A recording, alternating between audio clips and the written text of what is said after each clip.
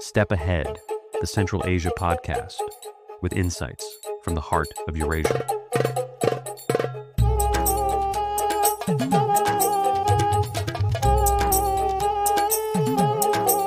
Step Ahead.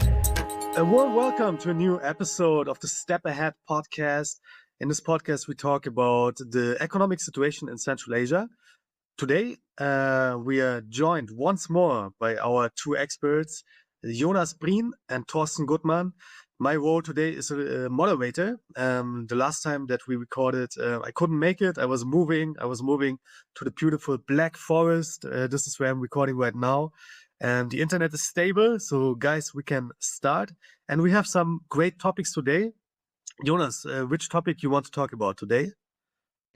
I brought a minor topic for us today, and I would like to take a closer look on the most popular language apps which are currently used in Central Asia. That is an interesting topic. We will talk about it at the end of the episode. But first, we want to start with the topic of Thorsten. And Thorsten, you became quite famous in the last weeks.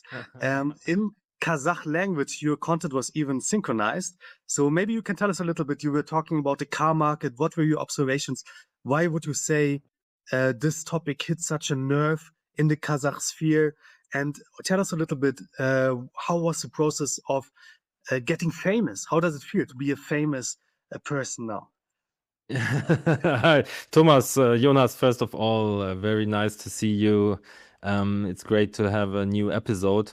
Yes, something very funny happened to me actually, because I had the spontaneous idea when I was walking from my workplace to the taxi to spontaneously make a video where I talk about the Kazakh car market. And actually the message was that if you look at the market share, you see brands like the most popular brand in Kazakhstan with a market share of 22% is Hyundai, followed by Chevrolet, and then comes Kia.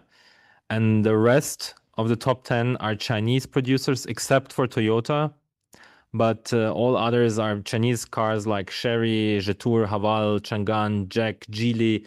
So they are very popular in Kazakhstan. And my message was that it's very sad that there is not even one European car producer among the top 10. So as I am German, my question or my thesis was how can it be the case that there is no German car in the top 10? So Germany was once the number one car nation in the world. So what happened? And as for some reason this post went super viral in Kazakhstan. And what is especially strange is that actually, as you know, I'm very active on LinkedIn promoting Central Asia content, but my Instagram it's nothing. I had, I think, 200 followers there.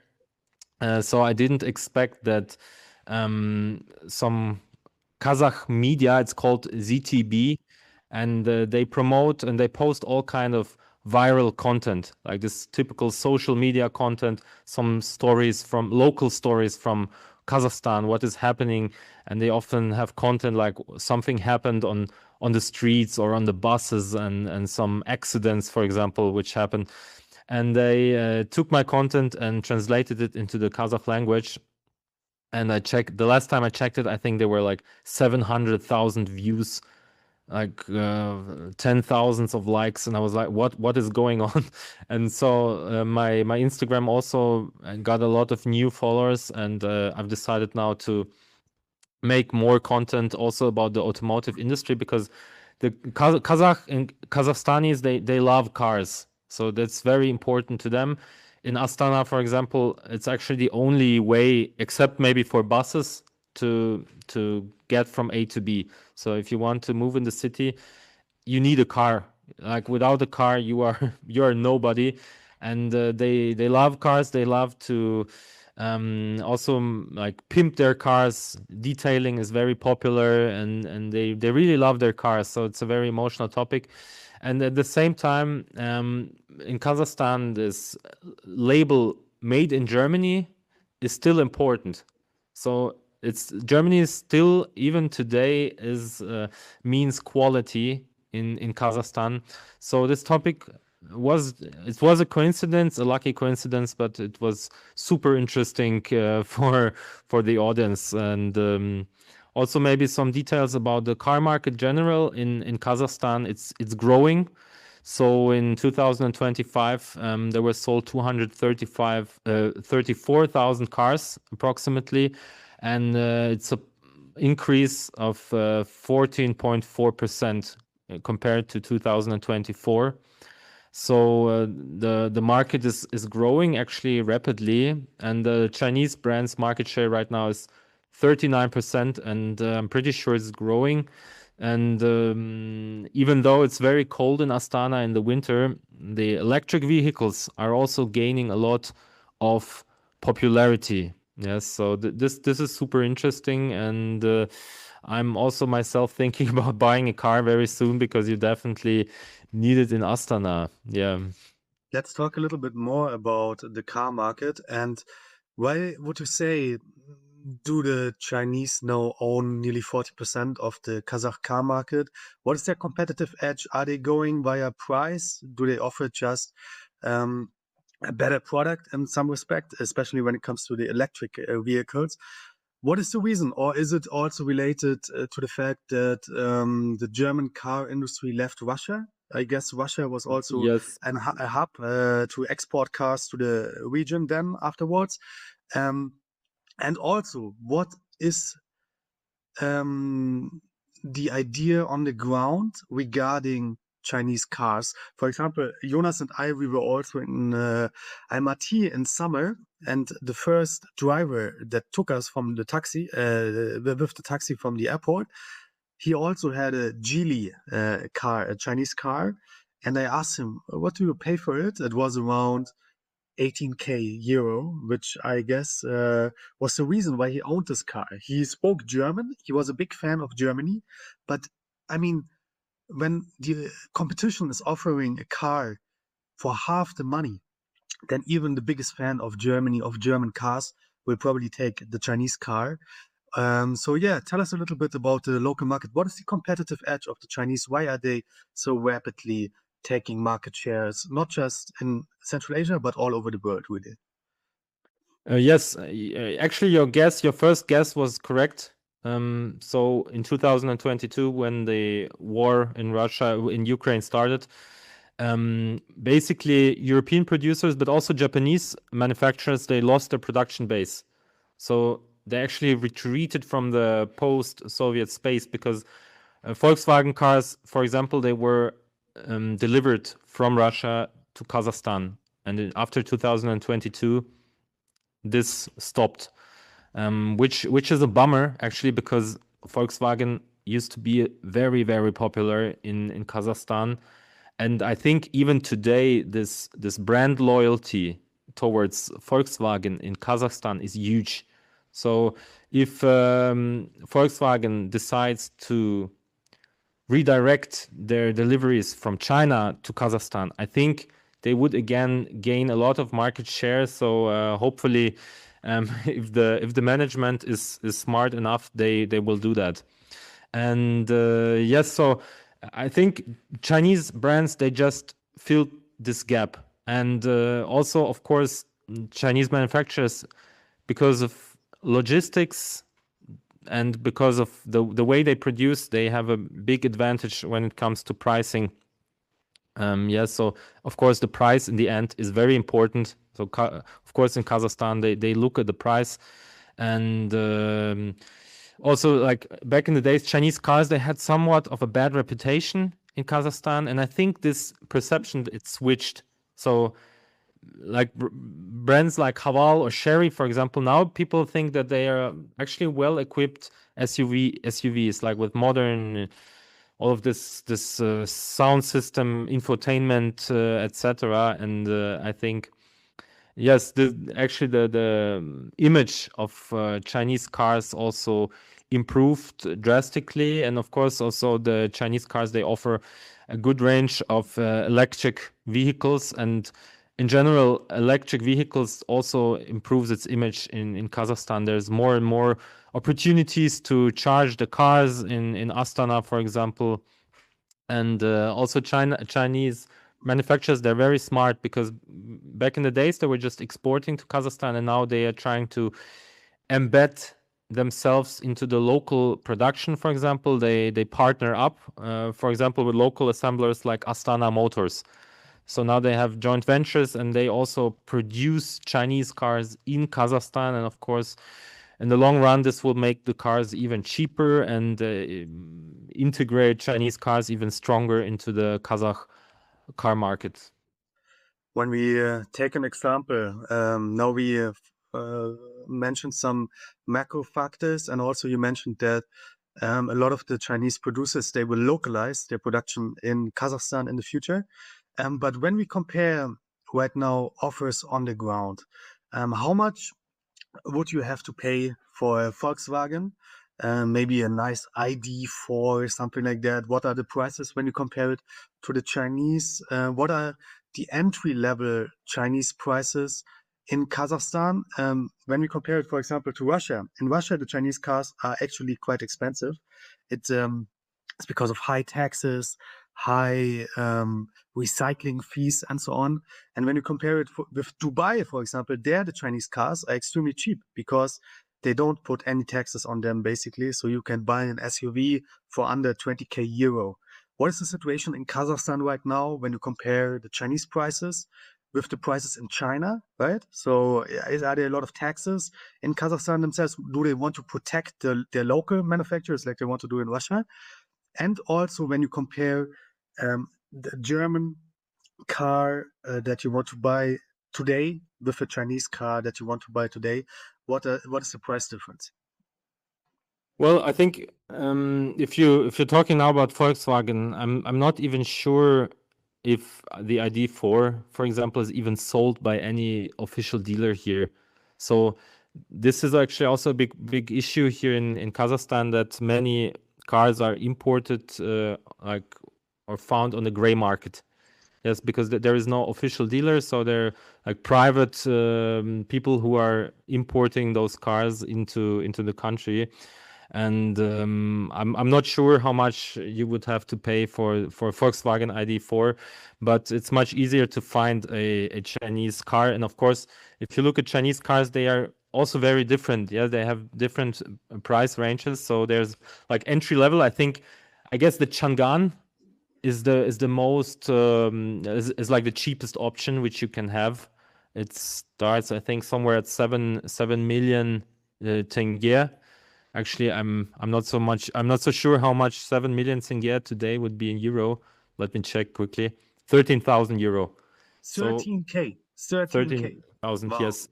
And this, to be honest, I've driven in a Chang'an here in Yandex Taxi in Astana, and it doesn't feel very safe. Maybe it's just my opinion. Like maybe I'm wrong, but it's very loud. And it feels more like a plastic box. Actually, it's not a very nice, comfortable What's the feeling. exact model? What's the name of the model? Chang'an is the producer, and the model that we're talking about with 13k.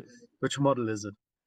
Well, I think I'm not sure actually. I think there's this X5 model called X5. I'm not so sure. So I'm not so much into those details. Chang'an X5, I think it's called. But of course, there are also very, very nice Chinese cars. So in my opinion, for example, a BYD is a very good producer, and there's a lot of BYD cars here in Astana, also in taxi, Yandex Taxi. And I think, I guess for like an BYD like electric crossover, it also depends also on the like what's being included, but I think you can, like, if it's a very good equipment, it should be around 20 million tenge, I guess. So let me calculate it. 37,000 euro. So wow. Actually, also I want to buy a car now, and my impression is that cars are very expensive, basically. Yes, that's totally correct. And I'm a little bit shocked by the price for the BYD because a matter of fact, I'm also looking at buying a car, and because the gas prices are super high at the moment in Germany, we pay nearly 250 for a liter of diesel. The idea is also to buy a cheap electric vehicle, and of course, the Chinese in Germany are offering some nice benefits right now. So you can get in Germany right now a BYD, a Seal, which is their like Tesla equivalent, for under 30K. So that's very interesting that the prices might be even a little bit cheaper right now with some offers, with some deductions in Germany than in Kazakhstan or for a BYD. But you can see, even in Germany, a normal like buyer right now is also looking maybe at Chinese cars, and they are expanding not just in Central Asia, but Central Asia was a little bit earlier. So this is funny because in the beginning, people were probably expecting, after all the Japanese and German car producers, they leave the region, maybe they have a competitive, they lose their competitive edge. But in the opposite direction, they were even a step earlier than maybe now Germany is in this respect. So which producers of Chinese cars are really investing? Are there some major investment projects? Are there some factories being built?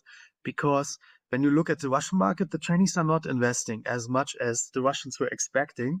They like the situation as it is right now. They like to export. They like to keep the jobs in China. They like to robotize their factories there completely. And they are not really interested in localizing in Russia. But how is the situation in Kazakhstan, for example, or in Uzbekistan? Are there major investments coming from China? Well, as I mentioned, there is an assembly of Chinese cars in cooperation with Astana Motors. So as far as I know, they assemble in Almaty, and they assemble models of Chery, Haval, and Chang'an. So there was, I'm not sure about the exact number, but it was a multi-million dollar investment, and they produce many thousands cars. I think the goal is to produce like 120,000 cars annually. So that's the goal, but I'm not sure where they are right now. And yes, and also the Jack, also Chinese producer, they also opened their own production plant already long ago, as far as I know, I think 2014.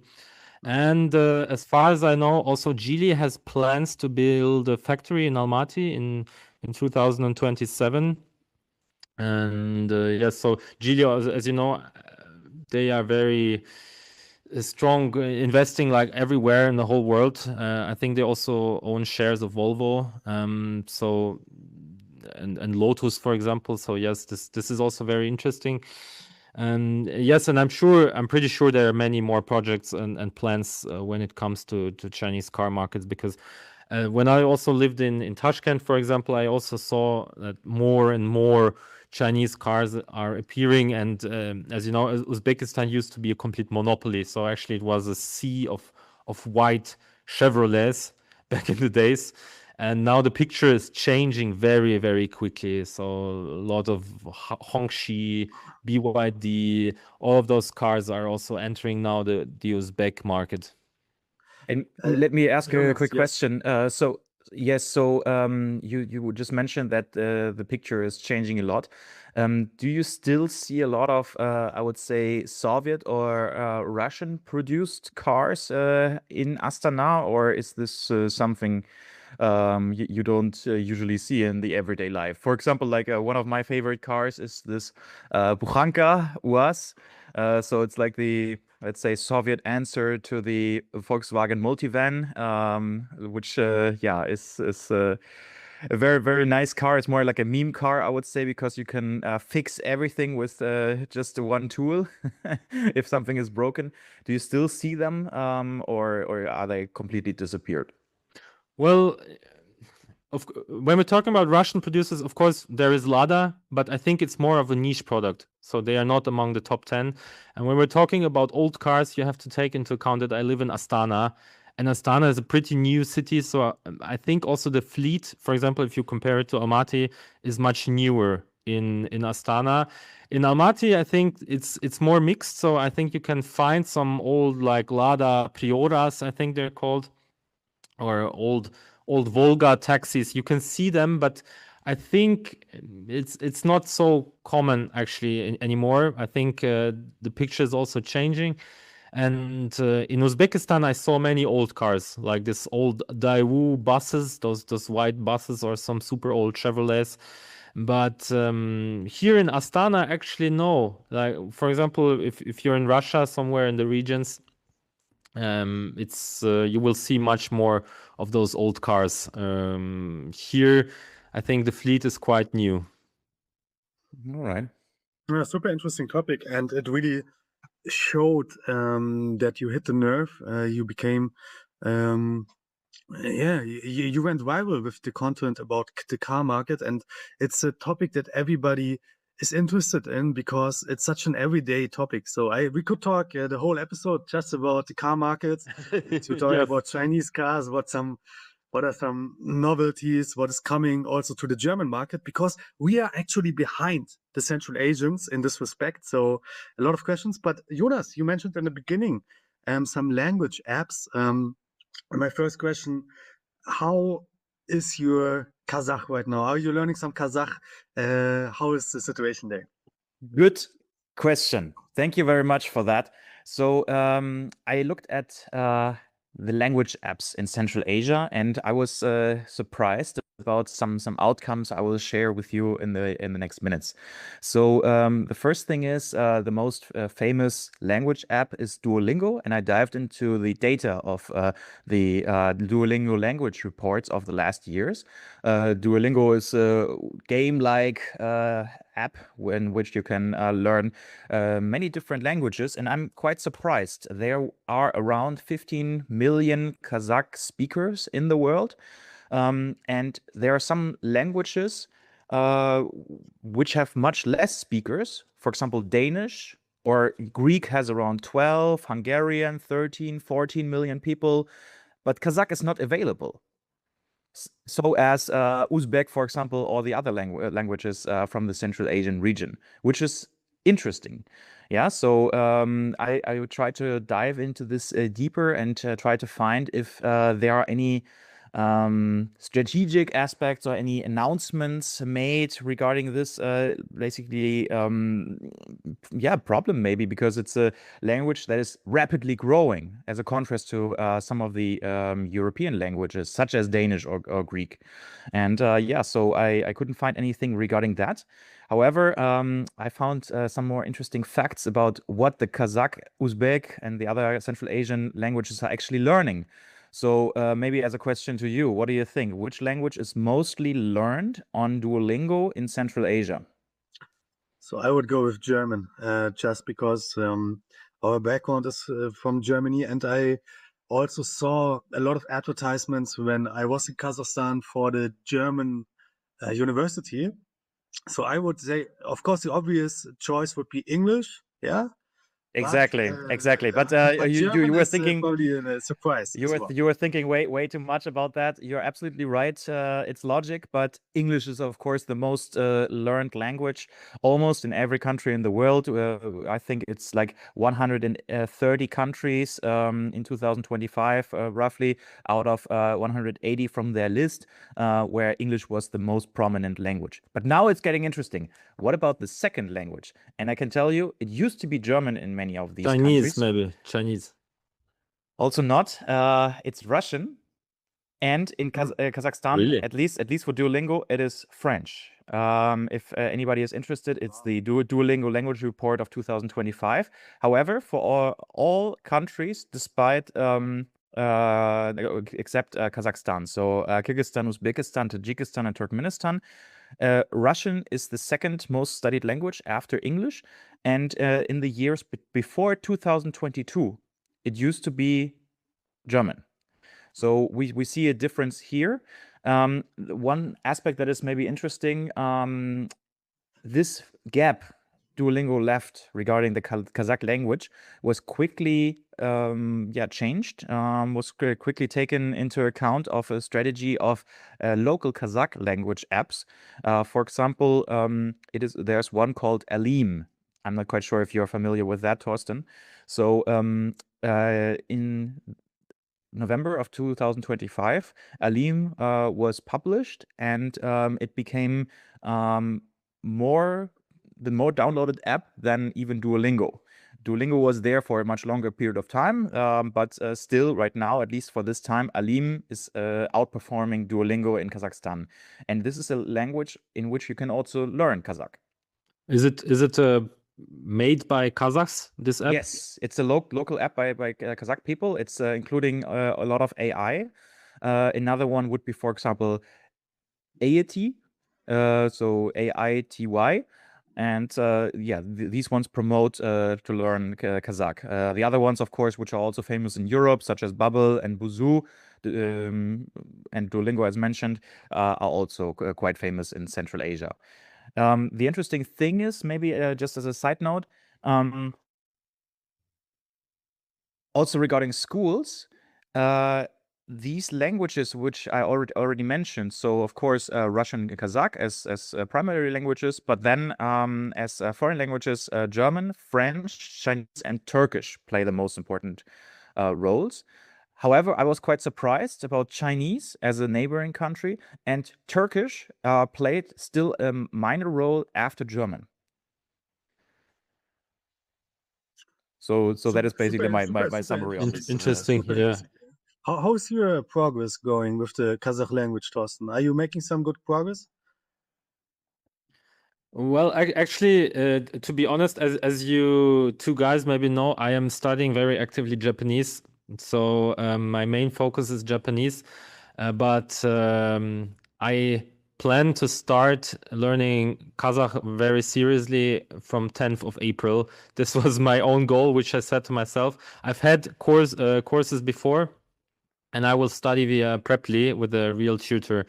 And I found some girl there, some Kazakh girl who seems to be very, let's say, motivated. She was like super motivated, and I will continue studying Kazakh language with her.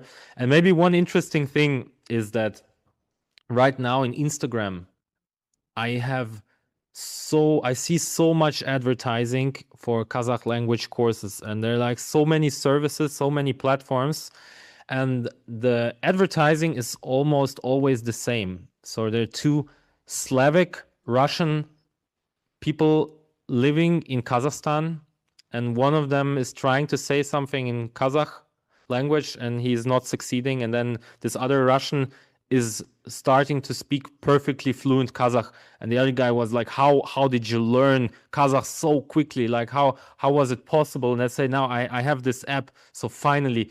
And there seems to be this huge interest right now from like Russians or like ethnic Russians who live in Kazakhstan, because back in the days they were not so interested in the Kazakh language. Why should I learn Kazakh?